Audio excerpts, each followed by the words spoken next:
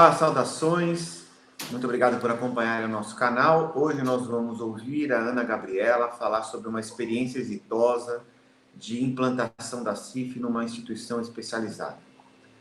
Oi, Gabi, a palavra é sua, tudo bem por aí?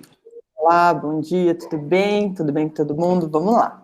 Meu nome é Ana Gabriela, sou educadora física, sou fisioterapeuta e também multiplicadora da CIF, e eu vim falar para vocês como foi a implantação da CIF em 2016 em uma instituição de ensino e saúde.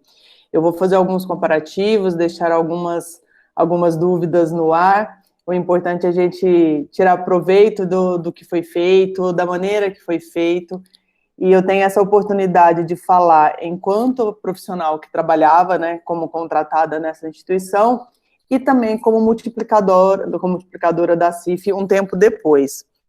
Então, vamos lá. Em 2016, eu era fisioterapeuta de uma PAI, mas eu fui contratada em 2012 como educadora física. Então, de 2012 até 2020, quando eu fiquei lá, eu fiz essa transição da educação física para a fisioterapia. E isso foi muito bacana para mim, porque eu consegui conhecer melhor os alunos em geral e sair da educação para a parte de saúde. Como funciona uma APAE que também trabalha na área de saúde? Lá, a gente subdividiu para que houvesse a questão da CIF em áreas específicas. São várias equipes, porque tem a equipe de recepção dessa criança, desse adolescente, que vai fazer a avaliação. Consta com a psicóloga, com a fisioterapeuta, às vezes com a terapeuta ocupacional, quando necessário, com a assistente social. A partir da idade dessa criança, ou ela vai para estimulação precoce a partir de 6 meses, ou ela vai para educação a partir de 5 anos, como uma escola, né, comum. Só que, dependendo do grau de incapacidade, de funcionalidade, de deficiência dessa criança, dependendo da síndrome, ela é encaminhada. Logo depois, aos 16 para 17 anos, esse adolescente, né, ele já vai para o apoio ao envelhecimento, que já é mais relacionado ao SUS, até então, a área da saúde, para que, normalmente lá tinha casa-dia, para que ele tenha mais aprendizado relacionado à atividade de vida diária, como cuidar de uma casa, fazer uma atividade manual, ou até mesmo pro relacionado ao trabalho, onde ele vai ter contato com a empresa. A PAI lá tem um projeto com as empresas, onde ela vai encaminhar esses alunos que são treinados e que são monitorados para que eles possam trabalhar. Então, a criança que entra numa PAI com 6 meses, ela vai permanecer até o resto da vida dela, né? Assim que queira, ou assim que possa e tenha oportunidade. O que aconteceu na PAI em 2016? Antes dessa data, ela passou por uma transição de coordenação. A coordenação era de uma maneira, e a PAI precisava que ela tivesse um gestor até então, porque antes era mais relacionado ao cuidado ao paciente, cuidado ao aluno, e logo depois, com a quantidade de alunos vindo, com a quantidade de pessoas entrando, pedindo escola, ou até mesmo a quantidade de crianças, observou-se que necessitava de algo a mais. Então, esse algo a mais acabou sendo os convênios com a Secretaria de Saúde, Secretaria de Educação, e, consequentemente, a quantidade de aluno aumentou. Então, não era necessariamente apenas aquela instituição que tinha escola, que cuidava das alunos, porque antigamente era mais a síndrome de Down, né? Então, você não tinha uma gama tão grande de crianças com alterações na parte mental. Então, era mais uma síndrome de Down, era paralisia cerebral, então era bem focada. E de uma hora para outra, não. Além da síndrome de Down, veio a paralisia cerebral, já começou a vir as crianças com autismo. Então, logo em 2012, a quantidade de crianças com autismo era até pequena, criou-se, então, o setor do autismo na PAI de São Carlos, foi feito um convênio com o SUS, onde os profissionais recebiam essas crianças, faziam avaliação, essas crianças eram atendidas na área educacional, e com o tempo, essa quantidade de crianças foi aumentando, porque as crianças que eram atendidas e tinham condição de permanecer na escola no período de contraturno, as crianças foram para o contraturno, então era metade na PAI e na outra metade do dia no contraturno da escola. então a quantidade de alunos acabou aumentando. E esse período de transição, onde um gestor, uma gestora foi contratada, houve essa transição das professoras que tinham mais idades e que tinham sido recontratadas porque elas tinham experiências na área, e foram contratadas professoras que tinham experiência e tinham formação específica naquela área, na parte de pedagogia especial. Porque o convênio, ele acaba te exigindo vários currículos, ele acaba te exigindo cursos, ele acaba te exigindo que você tenha uma experiência e uma capacitação para você trabalhar com aquela criança. Então, houve-se na época um estímulo muito grande para se fazer os cursos relacionados ao ABA, ao conhecimento da criança. Eu, como fisioterapeuta, eu acabei fazendo estimulação precoce, eu fiz o curso de integração sensorial, do Pedia Suite. Então, a gente sempre, constantemente, a instituição, ela te oferecia espaço para conhecimentos que fossem relacionados aos alunos e que pudessem melhorar a gente enquanto profissional. E justamente nessa época de transição, da direção, essa questão do aumento de quantidade de alunos, a CIF veio para a PAI em 2016. Por ser uma instituição muito grande, com muitos profissionais, o que foi proposto? Que fôssemos divididos por equipes, a equipe da sua área em questão, e que lá escolhêssemos os códigos para que a gente pudesse trabalhar. E isso foi bacana, porque como é uma instituição grande, com muitos alunos, e o atendimento ele é constante, nem sempre, dentro de uma equipe multidisciplinar, transdisciplinar, a gente consegue ter tempo suficiente para poder conversar muito sobre aquele paciente. Porque normalmente quem acaba conversando mais é quem acaba trabalhando ali no dia a dia, ou a gente acaba conversando com a equipe de estimulação precoce, ou quem recebe essa equipe de avaliação, normalmente é sempre muito por papel. Então, a CIF veio e nos trouxe essa possibilidade de ter um diálogo maior entre as equipes. O que a gente fez? A gente subdividiu, então, entre a equipe de educação, que é a parte infantil, a básica de 5 a 17 anos, e todas as áreas, terapia ocupacional, fonoaudiologia, fisioterapia, educação física, pedagogia, assistente social. Então, lá para cada área da PAI tem a sua equipe. Então, vem educação, o AE, que é o apoio ao envelhecimento, assistente social, fonoaudiologia, terapia ocupacional, que entra dentro da educação e reabilitação, a educação física, a psicologia, a físio, que acaba entrando em todas as vertentes, assim como as outras áreas, a equipe do TEA do autismo, que faz avaliação, é a parte educacional e todas as áreas relacionadas, e avaliação inicial. Então, nós subdividimos essas equipes e a equipe da CIF, ela foi em cada grupo, dando auxílio e orientando, olha, dentro dessa equipe, qual é a parte principal que vocês trabalham? O que vocês avaliam? Porque, querendo ou não, dentro da PAI, o nicho ele é bem específico. Então, só a equipe de estimulação precoce, ou a equipe que trabalhava no externo, que a gente chamava de externo, que recebia essas crianças, esses adolescentes, de fora da PAI, que não iriam estudar na PAI, mas que fariam o atendimento de saúde, tirando aqueles alunos, aqueles pacientes que eram um pouco diferentes, na PAI a gente conseguia delimitar e subdividir esses grupos. Então, era o grupo que tinha a paralisia cerebral, era o grupo do autismo, era o grupo que tinha síndrome de Down. Isso facilitava a gente avaliar, e eu acho que facilitava a gente delimitar dentro da CIF como que a gente iria classificar esse grupo. Não que a gente iria trabalhar com esse grupo separado depois, não. Mas na hora da classificação, era mais fácil a gente dividir por setores, digamos assim. Mesmo porque em qualquer outra instituição, as crianças elas são avaliadas pelo grau de funcionalidade já. Então, a criança que tinha funcionalidade, 40%, 50%, elas ficavam juntas, entendeu? E não era só apenas pela idade em questão. O que aconteceu, então? Dentro das deficiências, limitações, dentro dos fatores, A gente pegou o modelo biopsicossocial, a gente subdividiu, a gente utilizou para quê?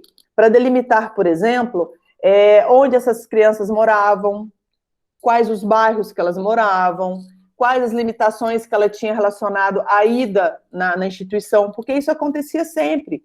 E a gente, às vezes, não sabia como qualificar isso, né? A gente não sabia como classificar, porque nem todas as famílias conseguem, por exemplo, levar as crianças na instituição. Então, o sistema de transporte que é oferecido pela prefeitura, ele tem que estar funcionando muito bem para que ele vá na casa dessas crianças, nos pontos específicos, e busque essas crianças cadeirantes, por exemplo. Então, quando isso não acontece, quando o ônibus falha, por exemplo, essas crianças não vão na instituição, porque nem toda família tem um carro grande para desmontar uma cadeira de roda, para colocar no carro, para poder levar essas crianças. Então, na hora de classificar, isso ficou muito visível e muito mais fácil da gente entender o que estava acontecendo. Na parte de deficiência de função de corpo, foi dividido entre as áreas, por exemplo, educação física, fisioterapia, terapia ocupacional, que a gente já trabalha, a gente já classifica, a gente já avalia a parte de função de corpo e de estrutura. Nas folhas em questão, elas foram deixadas, porque a gente trabalha com isso. E por que eu estou falando? Porque, por exemplo, a pessoa que era professora, na parte de pedagogia, a parte do B e a parte do S não entrou na folha dela, porque ela não vai avaliar a função corporal e ela não vai avaliar a estrutura do corpo. Mas a parte de limitação de atividade, limitação é de atividade de restrição à participação, que é o D, é importante, e os fatores ambientais também são importantes. Porém, de fatores ambientais, a gente também predeterminou na instituição. Apenas a equipe que ficou com a avaliação inicial, ela acabou tendo uma amplitude a mais para poder escolher. Mas a gente acabou definindo, deixando o papel pronto, para que não houvesse um tempo a mais de trabalho de justamente procurar a classificação em si. Como são muitos alunos, quanto menor o tempo, não vou falar gasto, mas quanto menor o tempo utilizado para fazer a classificação, mais atendimento gera. Então, esse tempo que a gente ficou fazendo o curso da CIF, ficou definindo, ele foi extremamente importante para que no futuro essa classificação viesse pronta e já estivesse pronta para que a gente pudesse utilizar.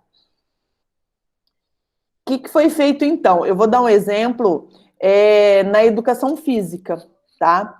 Na educação física, o que foi definido dentro da área do B? Na primeira reunião, quando a gente começou a conhecer a CIF, quando a gente começou a ter contato com a CIF, ficou definido, por exemplo, que na parte do B, só iria avaliar a função de tolerância ao exercício. Como nós, profissionais, eu fui da educação física e passei para fisioterapia e acabei sentando com os profissionais de educação física para definir, como a gente não sabia a utilização da CIF, então para a gente era necessário isso, saber se aquela criança, se aquele adolescente tinha a função de tolerância ao exercício. Beleza, vamos lá, vamos colocar. Então a gente já deixou a avaliação pronta, a gente colocou do 0 ao 4, né? O 8 e o 9, e a gente já deixou uma reavaliação pré-programada aqui, para que se a gente fosse utilizar a CIF no início do ano e no final, ou num ano e logo no outro ano a gente fosse reutilizar, a gente já tivesse um parâmetro desse aluno que estava sendo classificado. E aí, no D, a gente acabou utilizando que adquirir competências, concentração, lidar com estresse, comunicação. Essa questão de comunicação e receber mensagens orais, comunicação e receber mensagens não verbais, porque tem muita criança que não fala. Então, a gente foi pensando nos alunos que a gente estava atendendo e meio que foi tentando fazer com que a gente fizesse uma folha que conseguisse observar a criança, observar o adolescente e falar, olha, eu quero classificar isso aqui. Porque lá no montante, como é multidisciplinar, o que a gente observou? Da educação física, se fizesse só essa classificação, associaria a fisioterapia, a terapia ocupacional, a pedagogia, a fonoaudiologia. Então, na hora de classificar, não justificava a gente fazer uma folha muito extensa, onde entraria na função do outro, entendeu? Então, foi bem resumido de cada área. Ah, mas comunicação é dentro da área de fonoaudiologia? Mas, por exemplo, se eu não souber como que o meu aluno se comunica, se eu não tiver esse nível de classificação, eu vou ter dificuldade de me comunicar com ele. Então, dentro de algumas áreas, a gente acaba entrando porque é importante para eu poder saber se a criança fala ou não, que tipo de comunicação. E depois a gente foi para a mudança de corpo, se ela consegue, por exemplo, sentar e levantar, se ela consegue manter essa posição, se ela fica muito tempo de pé, se ela consegue sozinho, se ela precisa de suporte, de apoio. E, consequentemente, a gente percebeu que no D, a gente utilizaria mais a classificação do que como função de corpo como B, porque em vários momentos a gente pôde observar que era questão de comportamento, e saber se a mudança de corpo, se era barreira, ou se era um facilitador, era muito mais importante do que realmente saber se aquela pessoa fazia ou não o movimento. Porque, às vezes, a questão de estar adaptado a simplesmente ficar sentado durante o tempo inteiro, por ser uma criança, por ser um adolescente que tem alguma deficiência física e mental, às vezes aquilo ali para ela era comum, ela não se movimentar, ela permanecer sentado. Então, por várias maneiras, a gente foi observando e foi conseguindo avaliar o nosso paciente.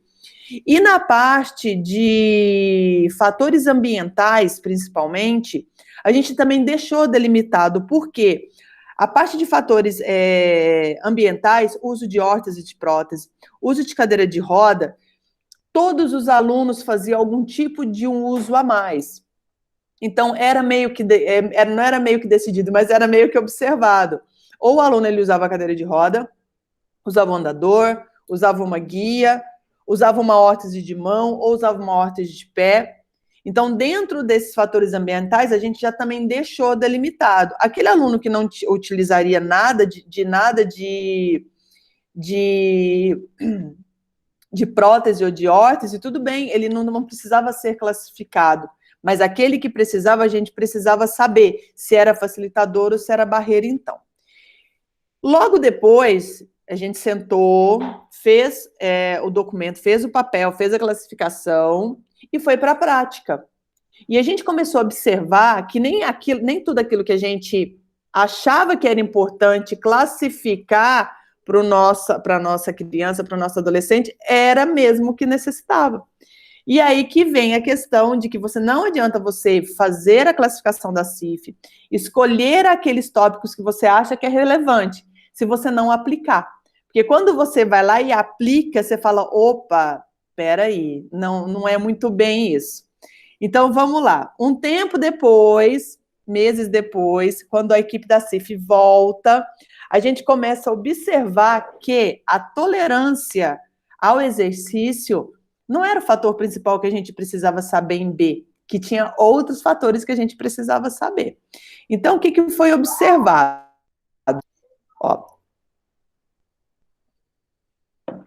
Que a gente precisava saber mais coisas sobre o nosso paciente ou nosso aluno. A gente precisava saber a resistência que ele tinha, a gente teve que mudar. A gente tinha que saber a capacidade aeróbica e não a resistência ao exercício.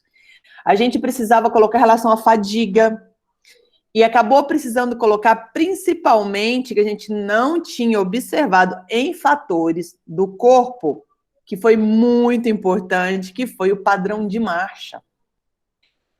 Como a gente lembra na mudança de corpo que a gente tinha colocado no D, que era a gente queria saber se era facilitador, se era barreira, ou o quanto era importante a capacidade e o desempenho desse paciente, em relação ao que ele conseguia fazer de mudança de corpo, a gente achava que era importante isso. Ah, mas ele consegue fazer? De que maneira ele consegue fazer? Ele faz sozinho? Ele não faz sozinho? Na nossa cabeça, enquanto profissional, a pergunta era essa: de que maneira ele faz? Né? Do quanto ele necessita de apoio? Do quanto aquela cadeira oferece apoio? Do quanto aquele andador oferece apoio? Porém, naquele primeiro momento, a gente não lembrou ou não pensou, não era importante, enquanto profissional, pensar que aquela função do corpo também estava debilitada, que aquela função do corpo precisava ser estudada e precisava principalmente ser trabalhada. Então, quando foi, a gente pensou, vamos colocar a função de marcha? Porque a maioria dos nossos alunos tem déficit de marcha. Mas quando se fala em atividade física, a gente pensa em capacidade aeróbica, tolerância à atividade, entendeu? Então, quando a gente troca e coloca lá a função relacionada à marcha, não precisava saber só se o paciente tinha uma hemiplegia, se ele tinha dificuldade de marcha, mas como que essa marcha era observada, entendeu? E a partir dessa marcha, que fosse hemiplégica, que fosse com algum tipo de alteração, a gente conseguia associar essa marcha, sim, ao uso de órtese, ao uso de próteses, ao uso do próprio andador. Então, a gente conseguiu construir uma nova folha para que fossem observados novos tópicos e esses tópicos chegassem muito perto desses nossos pacientes. Então, gente, a CIF, ela é em constância, ela não é fixa, ela não é uma classificação que você delimita, agora eu vou falar, eu vou fazer e vou deixar essa classificação aqui, não. Num mês você vai lá, classifica a função do corpo, quando você começa a conhecer melhor o seu paciente via CIF, você vai pensar, repensar e vai analisar, falar, olha, eu preciso colocar um outro tópico em relação a isso. E foi o que aconteceu. Além da parte de função relacionada a padrão de marcha, a gente precisou relacionar as funções, por exemplo, vestibulares, que são as funções relacionadas a equilíbrio. Porque o nosso paciente que andava de andador, de órtese, de muleta, ele tinha déficit de equilíbrio quando tirava os suportes que ele tinha. E aí a gente conseguia chegar lá e classificar no D, entendeu? A gente conseguiria classificar a capacidade e o desempenho dele, com ou sem órtese, entendeu? Com ou sem a prótese. Então, essa construção constante da classificação fez com que a gente estudasse mais a CIF. E logo daí a gente também mudou, acabou mudando um pouco. Na parte do D, a gente já colocou o uso da mão e do braço do lado direito e do lado esquerdo. Uma situação que a gente não tinha pensado na primeira classificação. Por quê? Se esse paciente ele é hemiplégico, ele vai acabar utilizando um lado mais do que o outro corpo. Então, a gente acabou colocando qual braço, qual lado que ele utilizava mais, para que a gente conseguisse classificar. E, consequentemente, a gente acabava utilizando essa classificação como uma nova avaliação, para que o nosso protocolo de atendimento também mudasse, para que a gente desse ênfase ao lado que também estava sendo pouco utilizado. Talvez ele utilizava o lado concreto dele, que ele acreditava que tinha força, e o outro não, talvez não por falta da força em específico, por adaptação dele mesmo. Então, trazer esse corpo, trazer o corpo inteiro para o trabalho, tanto dos dois lados, sempre foi muito importante. Consequentemente, melhora-se também o equilíbrio, o condicionamento. Então, a gente conseguiu melhorar essa classificação, essa folha específica do nosso paciente. Outra coisa que eu colocava, que a gente achou importante, é ter o CID do nosso paciente, porque todos os alunos lá têm CID. Ah, mas o CID é importante para a gente? É importante, porque a CIF ela vai complementar o CID dessa criança, entendeu? Seja um F79, seja um G80, independente do CID que ela tiver, não vai mudar a parte de classificação que a gente vai fazer, a não ser que seja uma síndrome muito específica, e não tem aqui. Porém, por exemplo, na fisioterapia que eu vou falar, a gente fez várias versões dessa folha da CIF. E nos fatores ambientais, mais uma vez, a gente manteve o uso de tecnologia assistiva, prótese e órtese, produtos de tecnologia de mobilidade, cadeira de roda, que muitos usavam, e produtos e tecnologia para atividade cultural e recreativa também. E eu vou dar um exemplo da fisioterapia em si, que é a minha área. Na fisioterapia, nós éramos em 5 profissionais, eu era da área da educação, tinha um profissional que era da parte respiratória, dos alunos que eram mais graves, utilização de sonda de oxigênio, tinha uma fisioterapeuta que cuidava da parte de estimulação precoce e recepcionar a parte infantil até 6 anos, tinha uma outra profissional que cuidava da parte do autismo. Porém, todas nós conversávamos muito sobre todas as áreas. Quando a gente resolveu fazer a CIF, a gente decidiu que cada um meio que faria a sua folha e colocasse pontos específicos, porque a minha parte era educacional, a parte do outro profissional era a parte respiratória, e vinha a outra profissional com a parte de integração sensorial, que era o autismo. Então, acabou ficando a físio com uma área muito ampla. Então, a gente tinha as outras avaliações diferentes da educação física. Função proprioceptiva, função tátil vestibular e sensação de dor dentro do B, profundidade respiratória, função de músculos respiratórios. Então, a gente pode observar que o B foi muito mais extenso, por exemplo, que a parte da educação física, né? A parte do D foi muito menor que a educação física, porque para nós o B era importante naquele momento, observar o corpo, classificar o corpo, tratar aquele corpo e, consequentemente, ter uma melhora, era a nossa função, né? Principalmente para estimulação precoce, quando a criança entra com 6 meses, 1 aninho, e ela vai crescendo dentro da instituição e recebendo atendimento. Dentro dos fatores ambientais, a gente também mudou. A gente colocou se tinha acesso ou não a profissionais de saúde, atitude e outras específicos, principalmente relacionado à família, medicamentos, prótese de órtese e cadeira de roda, porque essa parte de medicação e família sempre foi muito importante. A instituição, ela depende da família levar a criança, entendeu? É uma instituição que precisa da família o tempo inteiro ativa com as crianças, porque a criança fica 4 horas na instituição e as outras 20 ela fica em casa. Então, a gente precisa ter uma família que apoia, uma família que ajuda, uma família que esteja em comunhão com aquilo que nós, profissionais da área da saúde e da área da educação, fala.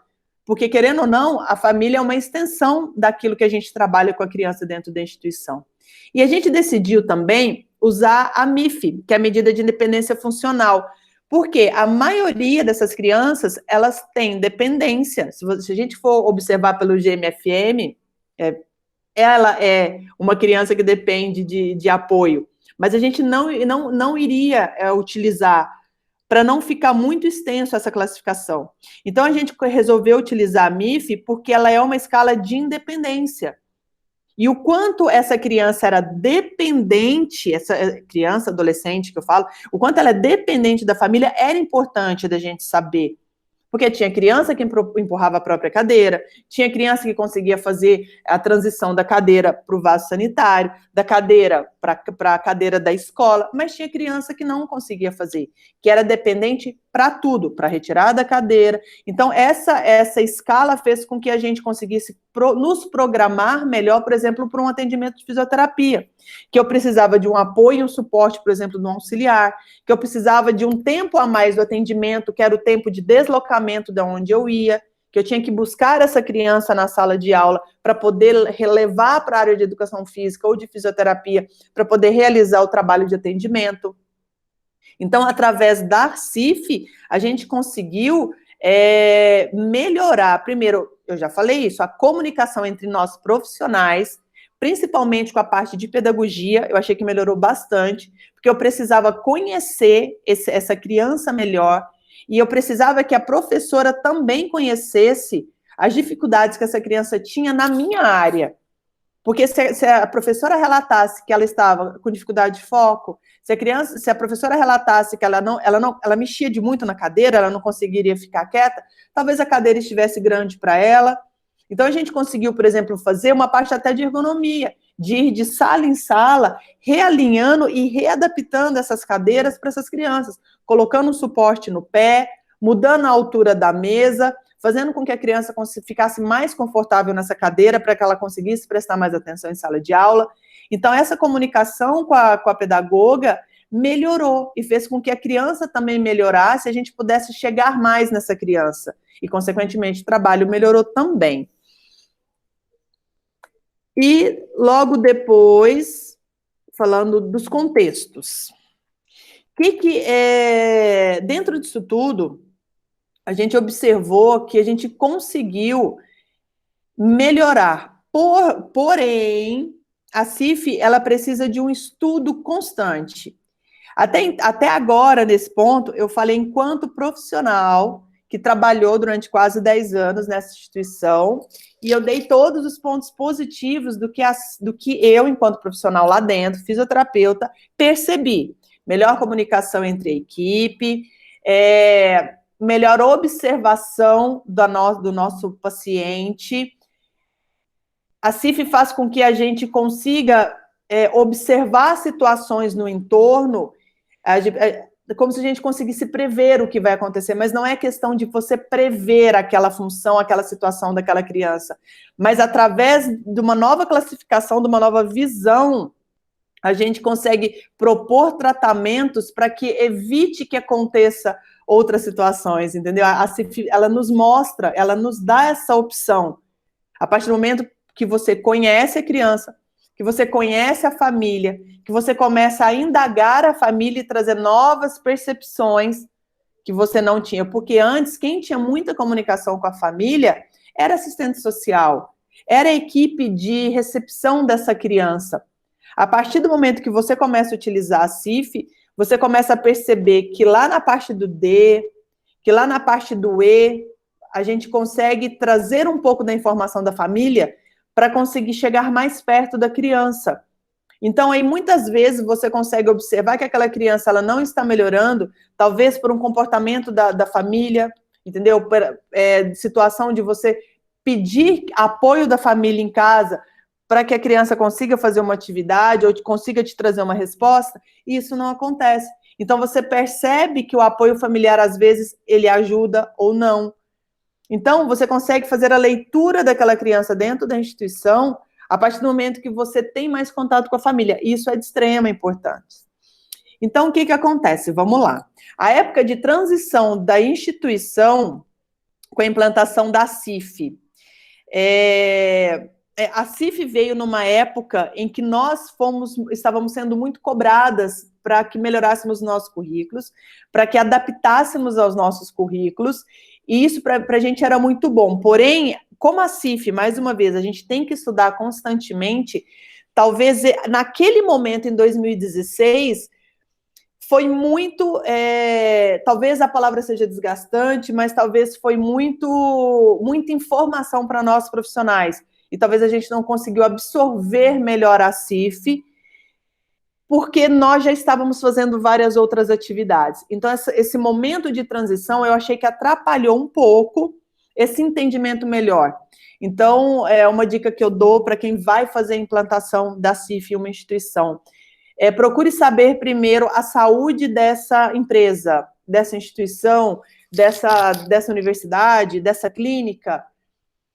Como diz, aplique a CIF, né? Aplique a CIF nessa instituição, nessa empresa, porque talvez, dependendo da saúde dessa empresa em relação ao que está acontecendo naquele momento, o momento não seja ideal. E eu acho que o momento em si da CIF não foi ideal por excesso de situações que estavam acontecendo ali. A falta de conhecimento da equipe. Era uma equipe de muitos profissionais. Éramos 5 equipes, dividido na média de 5 profissionais. Eram mais ou menos 25 a 30 profissionais para trabalhar com quase 600 crianças. Então, nós quase nunca nos unimos para conversar sobre aquela criança. Porém, após a CIF, a gente conseguiu delimitar o quanto era importante esse momento de assunto, esse momento de conversa. E quais os pontos a gente deveria conversar? Porque às vezes a gente começa a discutir sobre aquela criança e o assunto acaba fluindo, e a gente acaba não tendo objetivo. Com a CIF, não, a gente conseguiu, olha, nós vamos discutir isso, é o apoio familiar, como essa criança está se comportando na instituição, é o comportamento dela na sala de aula, é o comportamento dela durante a atividade.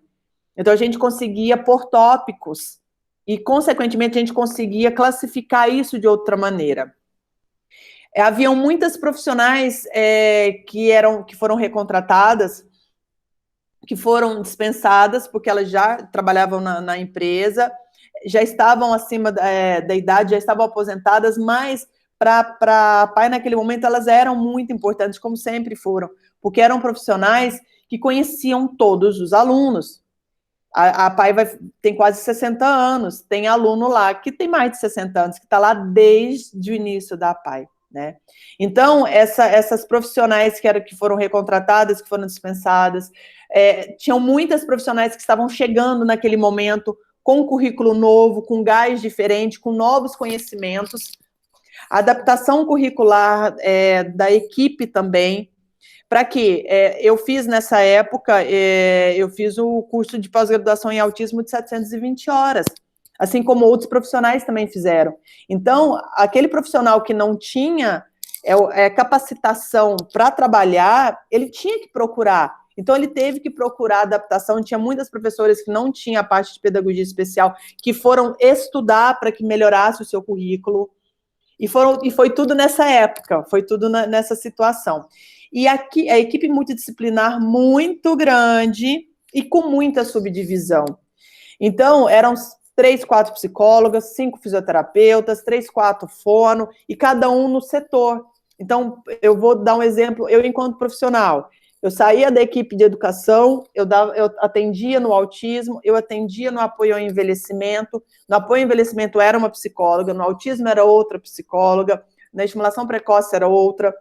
Então, nós tínhamos que ter constante conversas para que a gente conseguisse entender melhor o nosso paciente.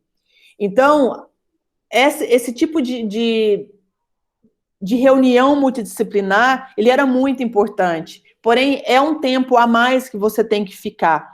Então, o foco, para quando falava-se de muitos alunos, tinha que ter muita subdivisão, entendeu? Porque eram muitos alunos e uma equipe até então boa, porém, cada uma no seu setor.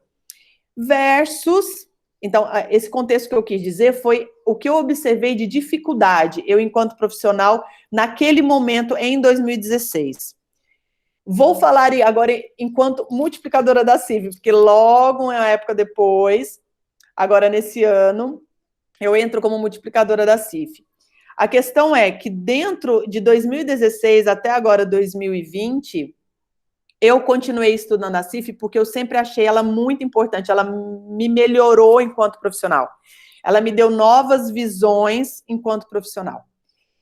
E dentro da instituição, eu acabei auxiliando as equipes multidisciplinares no contexto de lá, ajudar a fazer os tópicos, ajudar a classificar, ajudar a discutir, falar, olha, não é melhor dessa maneira, vamos mudar, vamos trazer esse viés para conversar. Você está com alguma dúvida? Eu cheguei a dar algumas palestras falando sobre a CIF, então eu fiquei como um apoio a esta instituição por gostar da CIF, por continuar estudando e por realmente achar que a CIF, ela vem para trazer uma luz para como você conseguir chegar melhor nesse paciente. Porque a gente vem de um aprendizado em faculdade que é a história da vida atual, né? A história da moléstia. Então, a gente coloca a dor, a gente coloca o que você tem como ponto principal. E qual a sua dor não é o ponto principal mais. É o que aconteceu para que você chegasse a ter essa dor, né? Então, eu venho sempre falando que a CIF, ela dá uma luz, ela te dá um norte de como você tem que trabalhar com esse paciente. E aí vem o conhecimento do aluno e da família melhora, você tem um engajamento melhor com essa família, você tem argumentos para chegar melhor e fazer com que essa família te dê um retorno e um feedback também. Ela melhorou o contato multidisciplinar entre todos os profissionais e principalmente entre a equipe técnica, a equipe de saúde e o professor. Porque até então a gente tinha uma barreira com o professor, porque a gente pensava, bom, o professor está reclamando, ou o professor quer que a gente ajude o aluno, mas espera aí, eu não trabalho na área educacional, eu atendo esse aluno dentro da clínica. E foi observado que se eu fosse para dentro da sala de aula, trabalhasse com esse grupo, que fosse uma atividade recreativa para melhorar o foco, para melhorar o equilíbrio, para melhorar a coordenação motora fina, eu conseguiria, primeiro, ter acesso a essas crianças, ter confiança nessas crianças e, consequentemente, qualquer alteração que eu fosse fazer na conduta delas em sala de aula melhorava, que foi o que aconteceu. Então, todo início de ano, eu passava, cada 6 meses eu passava na sala e começava a fazer essa readaptação, esse alinhamento com a professora. Olha, você precisa que eu atenda algum particular? Vamos lá, na clínica eu vou buscar? Não, vamos trabalhar em grupo, vamos trabalhar de 5 em 5, vamos trabalhar em... Como que nós vamos... E acabei trabalhando com a professora, isso foi muito bacana. Eu e a professora delimitamos um tema que era importante para ela. Eu vejo que na hora de sair da cadeira eles caem, eles perdem o equilíbrio, eles não conseguem sentar com mais leveza, eles se jogam na cadeira. Falta de coordenação motora, falta de equilíbrio, sabe? Então, esse contato com o professor melhorou bastante. E foi um ponto muito positivo. E a percepção do quanto temos pouca informação desse aluno. Para terminar, é um caso rápido, por exemplo, de informação. A professora pediu que eu desse mais atenção a uma aluna X, que o pai pediu, a família pediu que essa aluna tivesse mais marcha. E era uma aluna muito comprometida, uma criança de 7 anos, comprometida, mas ela conseguia ter marcha naquele momento, então. Então, eu providenciei um andador na altura dela, trabalhei melhor marcha, trabalhei equilíbrio. A gente começou a levar ela da salinha de aula pro lanche, andando, ela se alimentava, voltava andando, só que essa criança começou a cair. E eu falei, bom, se ela está caindo, alguma coisa está acontecendo. E de uma hora para outra, essa criança não queria andar mais. Então, ela parava, ela se bloqueava. Então, como eu não tinha conversado com a família, né, o recado veio da professora, como sempre, e passou para a família. E eu chamei a família para conversar. Peguei a classificação da criança, observei alguns tópicos e fui conversar com a família. Então, sim, nós pedimos à professora para que a nossa filha pudesse andar, tivesse... Ok, em casa ela anda? Não. Em casa ela fica na cadeirinha dela. Da casa para o supermercado, quando vocês vão sair, ela vai andando no andador que eu mandei e tal? Não, ela vai de cadeira de roda. A gente leva ela de cadeira de roda na igreja, no supermercado. Ela não anda na nossa casa. Falei, bom, mas por que você quer que ela continue tendo marcha aqui? Se ela faz a marcha aqui, ela precisa fazer a marcha em casa. Aqui ela vai aprender, mas a extensão do trabalho é em casa. Não, porque fazer ela andar, ficar andando com ela, a coluna dói, dá muito trabalho, ela se joga, ela cai. Bom, então o que acontece? Nem sempre o que a família pede é o que é bom para a criança. Então, o que a criança percebeu? Que dentro da instituição, ela era forçada a andar, embora ela gostasse, mas em casa não. Em casa ela não podia andar, ela não podia ter esse movimento que ela aprendia na escola. Então, quando eu trouxe essa família e conversei, no final fizemos um documento, a família assinou, que eu não faria mais marcha com a criança na instituição, enquanto a família também não se prontificasse a realizar essas atividades em casa. Porque tem que ter um comum acordo. Porque a criança que é o foco principal, a marcha é bom para ela? É. Mas a família acha que não é porque ela dá trabalho em realizar a marcha. Então, quando a gente percebe o quanto é importante a gente trazer essa família para o nosso lado, para saber qual o objetivo da família e o que é bom para essa criança ou não, a gente começa a perceber que nem sempre aquilo que a gente pensa para o nosso aluno, para o nosso paciente, é o que a família quer. Então, a gente precisa ter esse contato direto. Então, quando a CIF vem para nos mostrar que através de folha, que através de códigos, a gente consegue ter um objetivo melhor com essa nossa família, a gente consegue ter um objetivo melhor com a criança. Então, foi feito um software inserido no computador da PAI, e ali quando a gente colocava a parte dos dados também, a gente conseguia saber quais os bairros moravam as crianças, a gente conseguiu fazer, então, até um infográfico, né, de informação para delimitar esses bairros. Essa informação para a gente é muito bacana, né? De localização, de idade, então a gente consegue perceber, vamos decidir, então, a CIF vai ser por idade, a gente consegue subdividir pela dificuldade, então, motora, a gente consegue separar essas crianças por questão de marcha. Então, na hora das atividades em si, a gente acaba utilizando também a CIF como padrão informativo, né? Então, o que eu penso? Enquanto profissional naquele momento, talvez a época não foi boa, não foi, mas o que foi tirado de informação foi muito valioso, E eu tenho certeza que melhorou bastante a instituição, enquanto visão de equipe, enquanto visão da instituição em relação a aluno. Então, sempre que tinha uma avaliação, sempre que tinha algum registro que tinha que ser feito via judicial ou via médico, eu utilizava a CIF enquanto classificação, juntamente com a avaliação da equipe multidisciplinar. Então, é isso. Se vocês tiverem alguma dúvida, eu fiquei na PAI de 2012 até 2020, foi uma experiência fantástica, tanto enquanto professora de educação física quanto fisioterapeuta.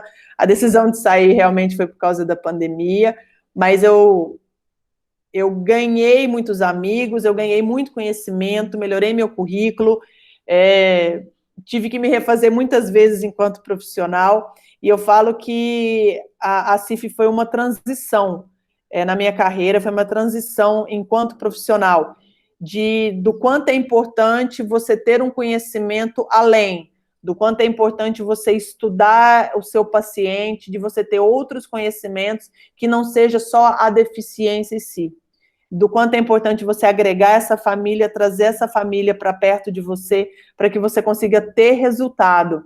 Se você não tem a família ali do seu lado, o resultado ele é um pouco diferente. E saber o que essa criança tem, como é a vida dela, você consegue conhecer e saber quando essa criança não está rendendo na sua atividade, e você consegue até saber o motivo, né? Através da CIF a gente consegue chegar mais pertinho dessa família em si. Meu nome é Ana Gabriela, sou fisioterapeuta, sou multiplicadora da CIF, meu e-mail está aqui.